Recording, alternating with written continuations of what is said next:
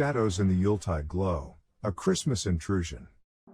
Christmas, a season of joy and familial warmth, took a spine-chilling turn in my household. Our traditions were ordinary, yet the events that unfolded on one fateful Christmas morning embedded themselves in the shadows of our holiday memories. As per our annual ritual, my wife and I orchestrated the illusion of Santa's visit for our young son. Cookies and milk left out, gifts meticulously placed under the tree, and the hushed excitement of a child awaiting the magic of Christmas morning. Little did we know that beneath the veneer of merriment lurked a disturbing reality. Once our son was nestled in dreams, I stealthily arranged the gifts, adding a touch of authenticity by taking a few bites of the cookies.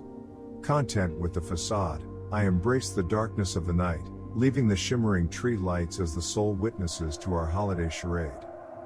The next morning unveiled the magic of Christmas through our son's delighted eyes. However, the enchantment swiftly faded when the remnants of our nocturnal preparations revealed a peculiar absence. The cookies meant for Santa were entirely consumed. A single bite had been mine, yet the plate lay barren. Perplexed, I turned to my wife, expecting jest, but her expression mirrored my concern. A disconcerting reality took hold when our son revealed that he had witnessed someone devouring the cookies in the dead of night, someone he identified as Santa. Concealing my unease, I conducted a discreet search, sweeping through the house with trepidation. The basement, long relegated to storage, became an unlikely focal point. Descending into the dimly lit abyss, an unsettling revelation awaited. Amidst dusty boxes, a peculiar arrangement caught my eye, boxes stacked like a makeshift fort. As I approached, the ominous sound of labored breathing emanated from behind this makeshift barrier. Fear gripped me as a disheveled figure emerged, a ghastly middle-aged man with vacant eyes locking onto mine. Paralyzed by shock, I watched as he scrambled over the boxes, and in that moment, instinct propelled me to sprint upstairs. His pursuit echoed behind me, a chilling reminder that danger lurked within our supposed sanctuary. Slamming and locking the basement door, I blocked it with a chair, my wife and son's panicked screams underscoring the gravity of the situation. With trembling hands, I dialed 911, a surreal moment where the urgency of the season collided with a genuine threat to our lives. The man below pleaded for mercy, his words tinged with madness.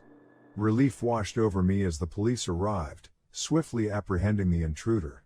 Christmas morning, typically a time of joy, became a tableau of chaos and fear. We salvaged what was left of the day, attempting to cast aside the shadows that clung to our once hallowed traditions. It unfolded that this unwelcome visitor had been squatting in our basement, pilfering our provisions and invading the sanctuary we thought was impenetrable. The stolen granola bars and missing items took on a sinister hue, a haunting reminder that beneath the veneer of normalcy, our lives had been infiltrated by a sinister presence. The echoes of that Christmas morning linger, a chilling reminder that even the most joyous occasions can unravel into tales of terror. In the aftermath, our family bond became a stronger fortress, guarding against the lingering shadows of that unforgettable Christmas morning. The experience left an indelible mark, prompting us to reevaluate the safety of our haven and the vulnerability that could manifest even during the most cherished of times.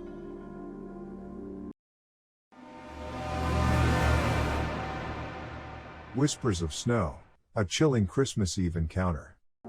In the heart of Upper Canada, in a secluded cabin surrounded by towering pines, my solitary life took a chilling turn during the holiday season. Christmas, a time of joy and togetherness, promised warmth for most, but for me, it became a chapter in my life etched with an eerie tale. With my family spread across the vast expanse of Canada, the festive season meant the gathering of scattered kin. This year, it was my turn to host the reunion, a prospect that kindled excitement within me. Living alone, the prospect of company, especially during the frigid Canadian winters, was a welcome change. The winter winds whispered through the trees as December 23rd unfolded, bringing with it a thick blanket of snow that clung to every surface. A call from my brother later in the evening shattered the tranquility. He was stranded in a snowstorm, seeking refuge in a motel for the night. Though disappointed, I resigned myself to the solitude, awaiting the warmth of family on Christmas Day. The wind outside howled like a mournful spirit, making sleep elusive.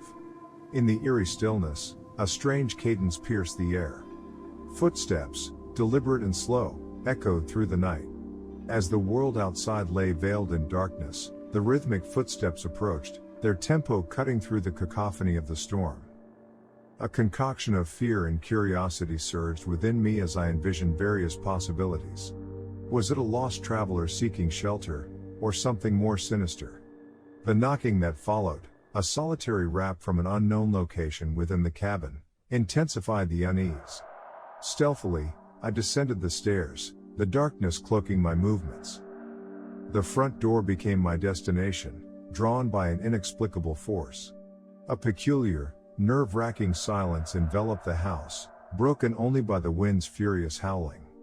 Peering through the blinds, I confronted a figure, a man, standing with an eerie calmness that belied the storm's fury. His eyes, devoid of emotion, met mine.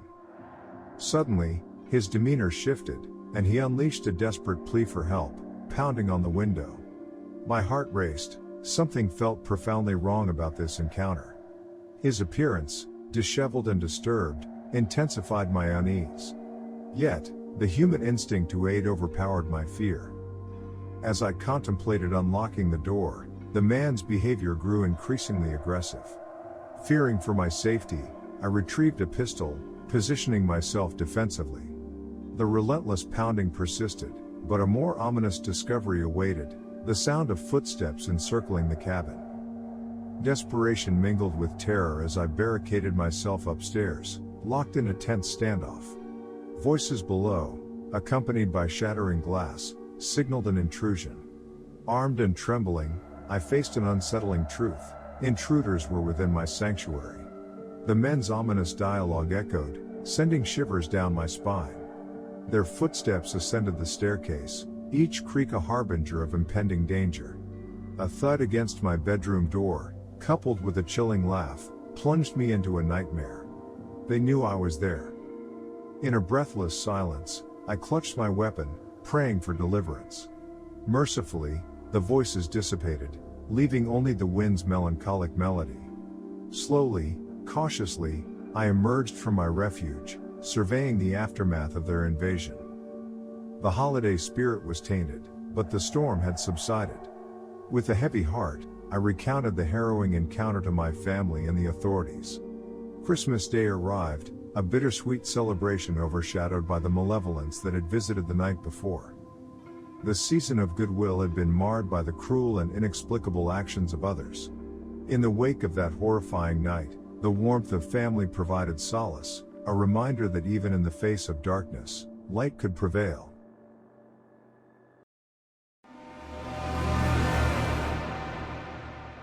Whispers in the Silence, a Christmas tale of unseen dread.